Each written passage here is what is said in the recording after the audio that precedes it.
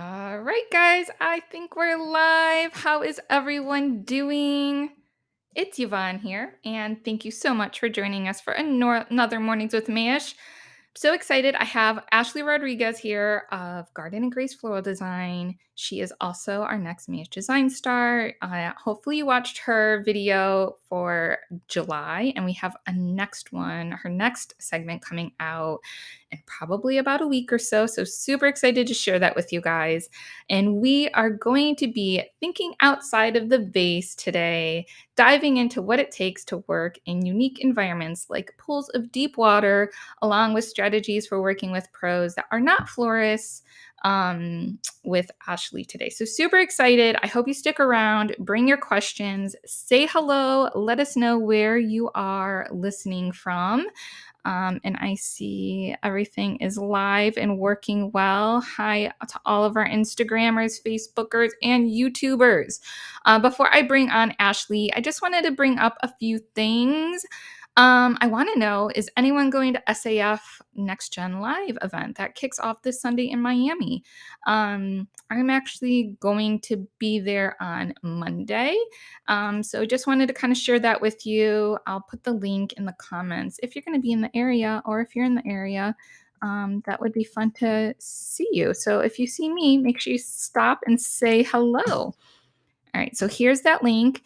And then also, I wanted to make sure if that you've heard about our new e-commerce program called Prebook. Prebook is an online tool that helps you place orders for future events.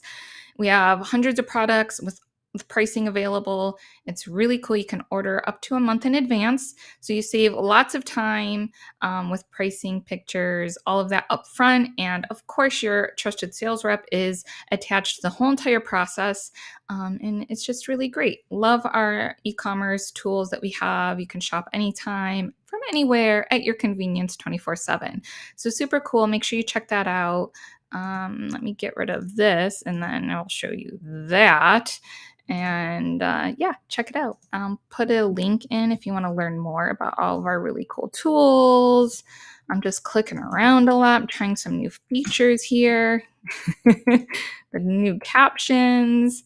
So yeah, check that out. And that's it. I just want to get this show started. I'm going to bring on Ashley. Hey, Ashley, how are you doing?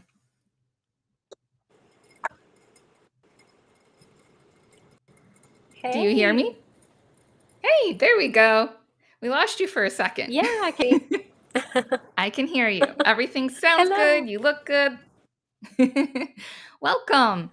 So I see we Thank have a few you. viewers and we got over 30 right now on Instagram. So I just wanted to say good morning to everyone. Again, if you have any questions for Ashley or I while we're chatting, go ahead and put them in the comments.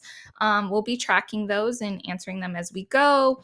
And then also for everyone that is watching, I always get this question every single time. So yes, we will have a replay available. I'll put it up on the blog. We'll share it. You can get the replay on Facebook and YouTube pretty much right away.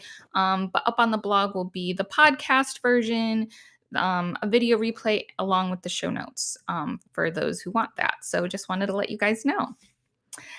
Ashley, before we get started, again, thanks for coming. Can you just introduce yourself a little bit and share about your flower story? Like, how did you get to where we are today? Yeah, so I'm Ashley Rodriguez, and I think so many of us have, unique flower stories, and mine is certainly no exception. I grew up in a really creative environment. My dad was a gemologist and had a little jewelry store in a small town in Vermont. My mom owned a bakery in the same like beautiful Victorian building. So it was really neat, and definitely kind of was the framework for just wanting to have, keep creativity in my life. But it was also, something that neither of my parents went to college. The business, could be up and down. And so I was kind of told, growing up, you're going to go to college, you're going to get a 9 to 5 job that will pay you a steady income, and so I thought that that was the right move for me. And at the time it was. I went to college, certainly was grateful for that opportunity. Um, and in college, I got a job with a florist. And that was actually what my dad had done to make money in high school. So, went and found a job to help pay for college. And this particular florist actually really only specialized in what I do now, which is mostly just weddings, large scale events. And I learned so much in that process. I learned obviously a lot about mechanics and just the basics, but also about the kind of business, maybe longer term, I would want to have if I ever delved into that. Of course, at the time, I thought that going the mainstream route, not having a creative job that wouldn't pay the bills, so to speak, was the right move. So I, for years, after graduating, worked in the nonprofit world and kind of more in that corporate environment, and just really always fell back on, especially after creating the floral design for my own wedding, had an Etsy shop with my sister through all of this, but just always at night, and on the weekends would be doing creative projects. So that evolved into Garden and Grace. And really right before the pandemic, I realized that I wanted to kind of make the floral design more than just a hobby or a side business. I really wanted to make that more of my full-time effort. And throughout my journey, just personally, had a lot of struggles, and this was shared on the blog too, with infertility. And so really floral design kind of saved me in some of my darkest times, struggling with that. So to put a fine point on how much flowers and floral design made me happy as a mom, I actually had like a miracle pandemic baby a year and a half ago. And, that really for me, I think sealed the deal with my two other adopted daughters who love the floral design business also, I should say, that this was really the right move for me.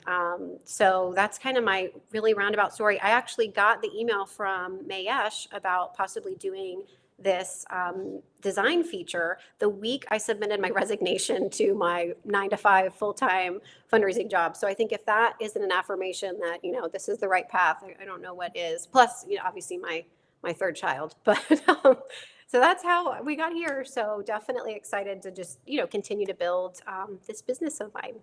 Yeah. Yes.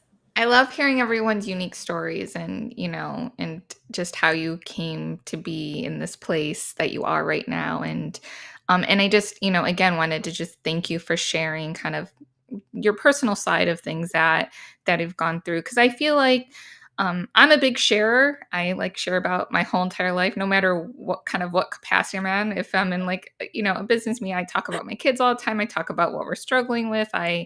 And I do that though because one, I feel like it's helping and it heals me, but I also, I'm always hoping that it's actually helping someone else and like kind of understanding like kind of some of the processes that we've had to go through with different things too. And so I just wanted to say that I really appreciate you doing that and just being brave because that's not always the easiest thing to do. Thank you. Yeah, I feel so strongly about it too. And just really grateful, to have the opportunity to share. Um, and that, folks want to hear the story too. I Yeah. agree. I think it's important to share Yeah, for sure. absolutely. So I know Kimber of Water Bear Photography is a big part of kind of what you've done for the Mayesh Design Star video series that you shot. So do you want to talk a little bit about how you got connected with Kimber? Yeah, I would be happy to do that. Yeah. So it's kind of funny, how these things work. But Kimber and I met on a photo shoot for a venue here in downtown Gainesville, Florida. And I just really felt so connected to her kind of instantly because of um, her professional demeanor, quite frankly. I'm very type A. I like if I'm going to say I'm doing something, I want to do it to the maximum. And she is very much the same way, I think, in her professional and personal life. So she was really direct and like so clear in her communication with us on this photo shoot that we worked on together. And we really just hit it off from there. I think we both had similar design styles that we like. And in addition to that, actually, as we got to know each other, found out that we both went to the same undergraduate education in Texas. We both went to Texas A&M University, which is somewhat random as we live in Gainesville, Florida. So, from there, just really over the years, got to know each other better. Funny enough, right before the pandemic, she and I were chatting about just some projects and for me, that was really right before the pandemic hit. I was actually at a point of, after 7 years of surgeries and lots of issues with my infertility journey, really kind of confided in her that I thought I was sort of coming to the end of that journey, of trying. And she sat there and, kind of was there with me and supported me. And it could not have been more than a couple of months later that I found out that I was pregnant with my son. And she helped me create the most elaborate maternity shoot. I mean, you could not convince me I was not Beyonce for this thing. And so, that just really, from a personal and professional standpoint, I really trust her. I trust her vision. And she's just a really professional person. I know that when I work with her, the end result is, always going to be amazing. So, kind of serendipitous, but I love how that works out sometimes. Yeah, absolutely. Um, so I want to start talking a little bit about the videos that you guys shot. So obviously, your floor installation design concept, an underwater English garden, isn't something that can be used in everyday design. So can you share with our Yeah. viewers like how they could incorporate something like this into their business? Because it's definitely a very unusual concept. And for those of you who are listening or watching or even listening to the replay later, the podcast, make sure you go ahead and watch video number 1 because Ashley and Kimber really dive into kind of the planning process, which I think is really great.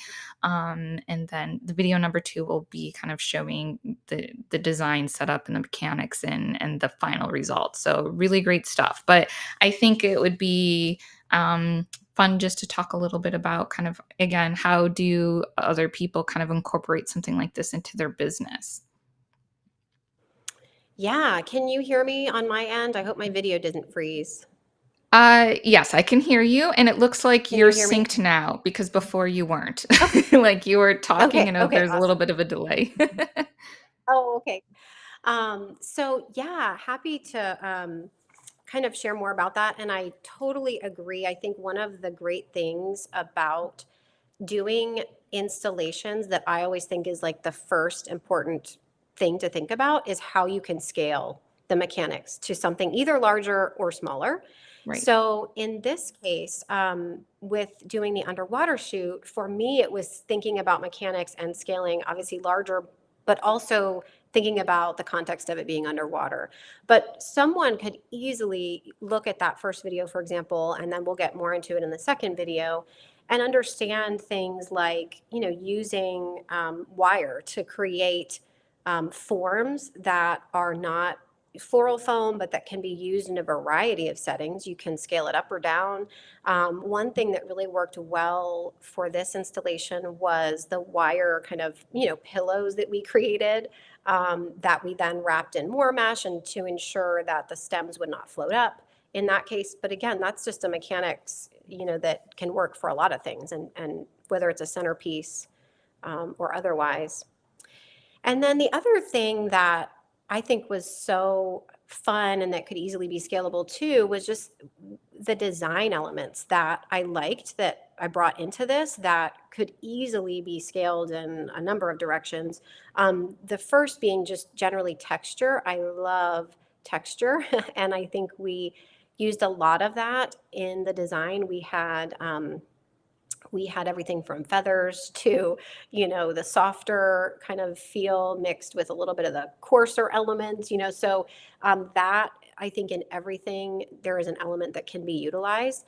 And then also a design idea that I liked that I wanted to incorporate into this was kind of color blocking and also just more of a blocking of flower type.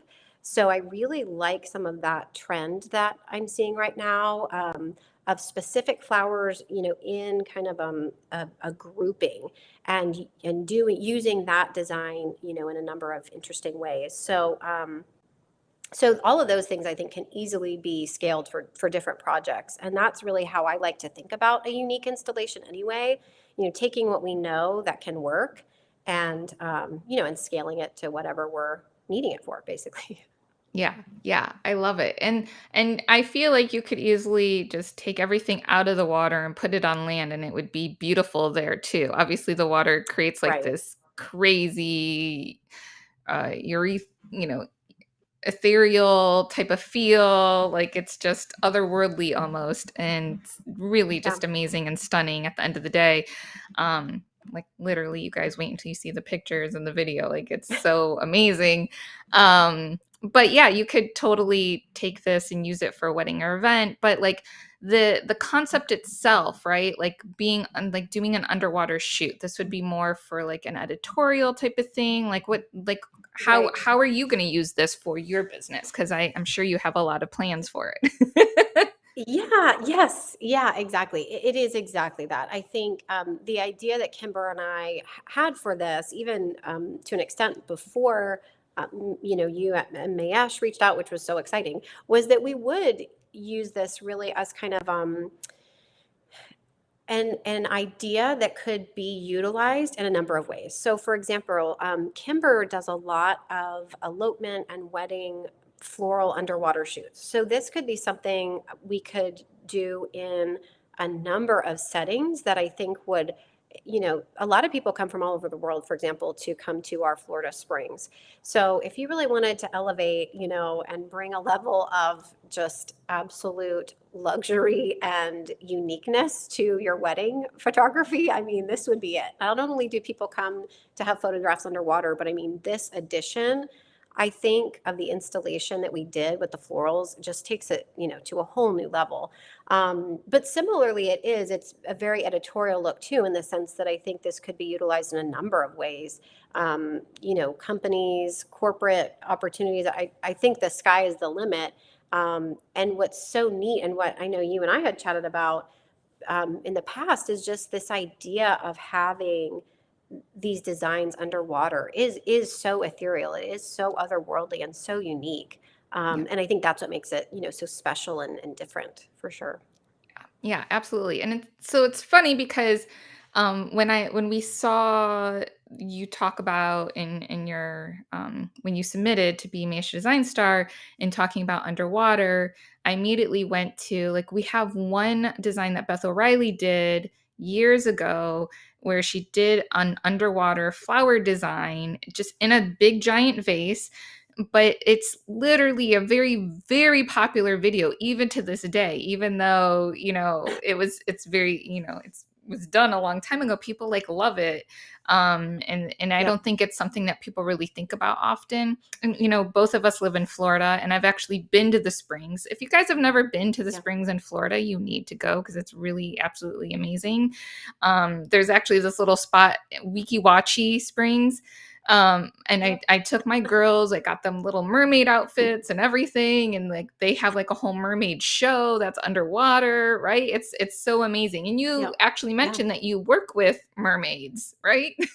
For the models. Exactly. Yeah. So yeah, exactly. So a lot of the models, because of the nature of this work, right, and keeping safety a priority, the models that are used are definitely individuals who are either, mermaids part time or do a lot of free diving underwater and underwater modeling in particular, because that is really an element to this that is makes it also a unique challenge, where these models need to be trained and able to stay underwater and pose for a minute or two at a time, which the athleticism needed for that, number one, to get down underneath 10 feet of water and to stay there, is very impressive. So yes, a lot of our models also do are mermaids by day and do a lot of that type of thing, which is kind of fun. Yeah, I love it. It's very fun. And that's, Yeah. I Yeah. think, a really great segue into kind of the next question. Like, what are some tips for thinking creatively about mechanics in a unique environment? I know one of the things was talking about like the safety of models, but I know there's a whole bunch of other kind of things that you had to think about for doing a shoot like this. Yeah, yeah, exactly. And actually, in the end of the second video, you can hear my audio. You don't see my face because I had just actually come out of the pool because Kimber wanted me to try to model a little bit to understand what it's like, and that was quite the experience. Because it really is, for example, in my case, trying to do this and understand how the installation would incorporate with the models, they actually had to put a weight belt on me because I was expending so much energy just trying to get down at the bottom of the pool that I wasn't able to like really hold my breath and like pose it all, right? So, and a lot of these models are in, for example, like ball gowns. So there are a lot of components that we had to think about. So number one, not having where the models would be, we could not have anything that would be sticking up or a potential hazard that would weight them down and cause them to, be essentially stuck underwater. That would obviously be really unsafe. And we also had safety swimmers at every point of every part of the shoot, which was essential. And actually, at one point, we had a model who definitely needed, immediate help getting to the life kind of preserver and everything. So all critical things. From the installation standpoint, then too, we had to think about the bottom of the pool, for example.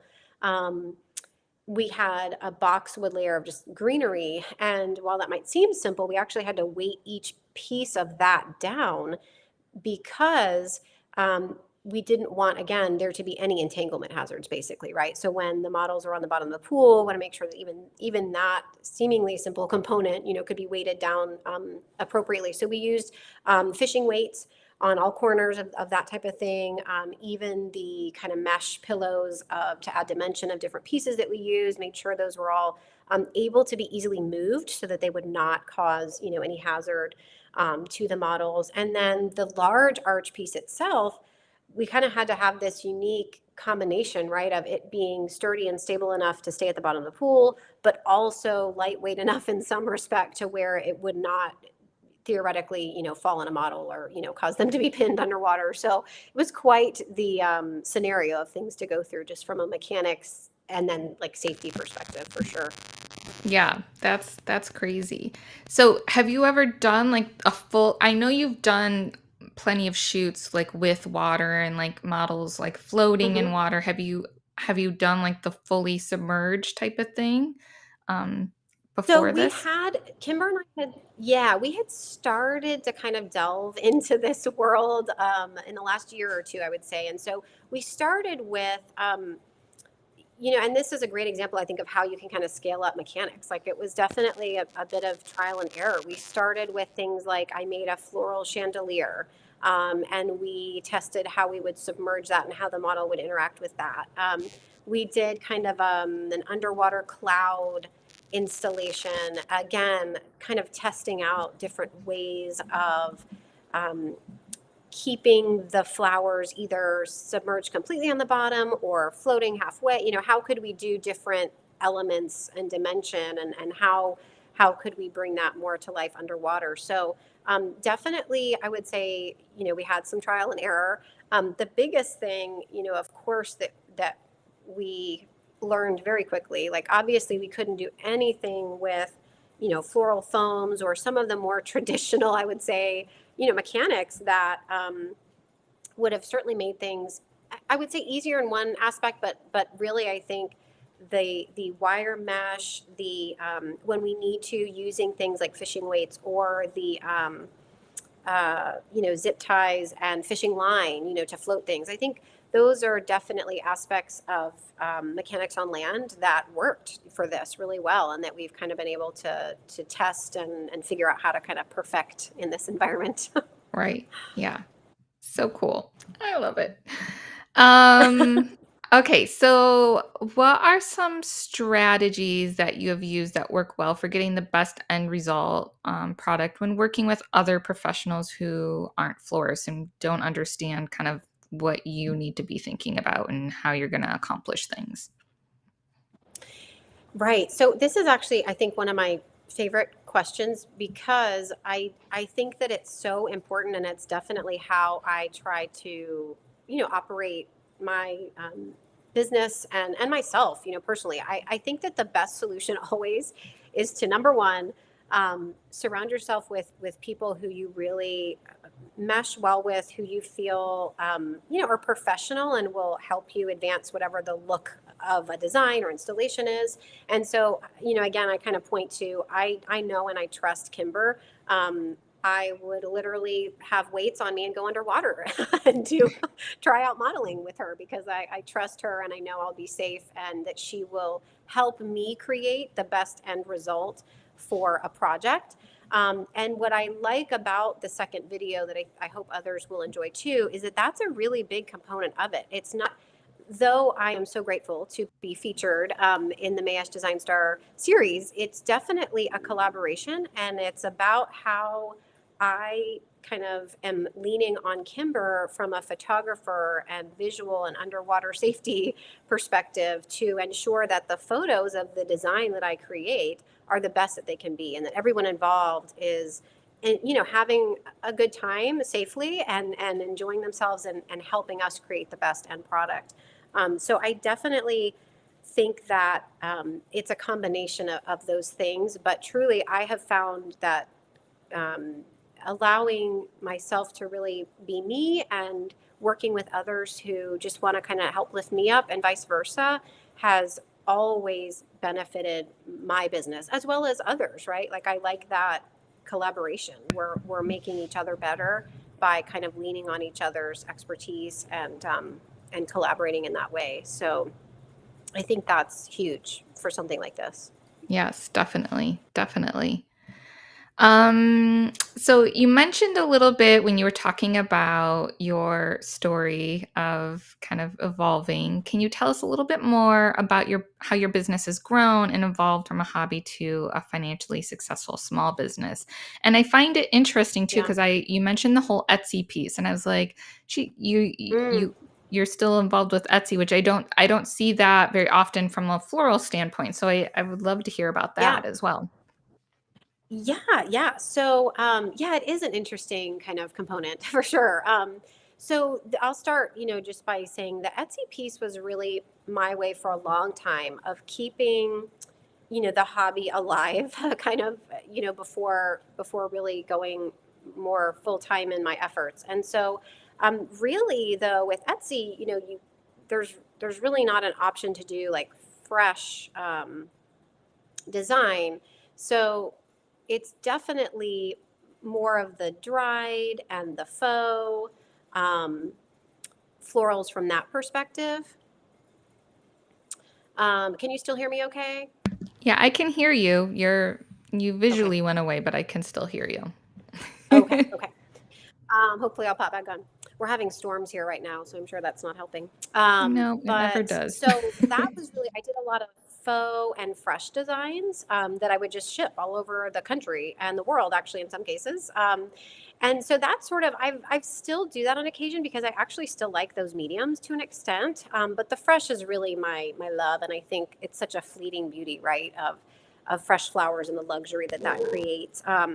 But I will say, in starting my business as a hobby, essentially, and growing it truly from a place of loving the creativity and wanting to keep that in my life, I think I was able to really focus on growing the business itself in that way. And so I was able to, when it didn't make sense, particularly because I just didn't have the time, I was able to turn down jobs that maybe if I had been more concerned on the financial side, I would have just taken and probably burned myself out a little bit.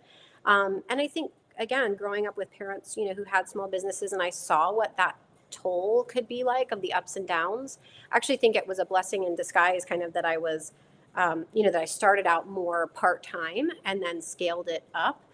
Because I was able to be really thoughtful in the network that I built, what venues I wanted to work with, or other vendors I wanted to work with. And so that has served me really well. Um, the other thing I really pride myself on that I don't think we florists talk about a lot necessarily is that for me, the way to be financially thriving in a business is a combination of things. And certainly, the equations for how to be, make money and be profitable certainly play into that. But for me also, I'm a really big like budget person. So finding ways to kind of save on the product side means a lot to me and it is interesting to me. And so one thing, for example, even with this shoot that I felt we did, I mean, there were some gorgeous luxury stems that we used, but we also used a lot of carnations, and we used, things that were more cost effective that we could have more stems of. And so I think it's that combination of, financial savvy with the networking and obviously, growing the business otherwise. and the brand has been really successful for me. And I'm glad at the end of the day that it started out more as a hobby and I could really thoughtfully grow it, because I really do think I would have probably, burnt out just with the financial weight of trying to make it work all at once, given Right. kind of my background too. So, yeah, so I think that's been really, really great, for the business for sure. That's great. Yeah, I love what you said about kind of, how you did have luxury flowers, but you did also incorporate more kind of the everyday items that might Yeah, not be as expensive. And that just ties into kind of what Sue McCleary was talking about as well. She did like a whole like exactly. stage presentation about using, kind of everyday flowers. And Yeah. they sometimes get a bad rap, but there's Right. But still they're really, yeah, yeah, but, like, yeah, exactly. They're, yeah, you incorporated them, and it wasn't like, there's not one ugly thing about it, you know?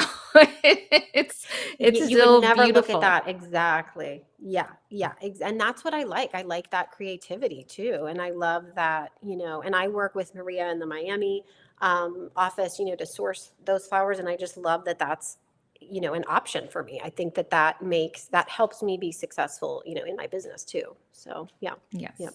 Awesome, yeah, shout out to Maria. Hi, Maria. Yeah, yeah. Awesome, awesome.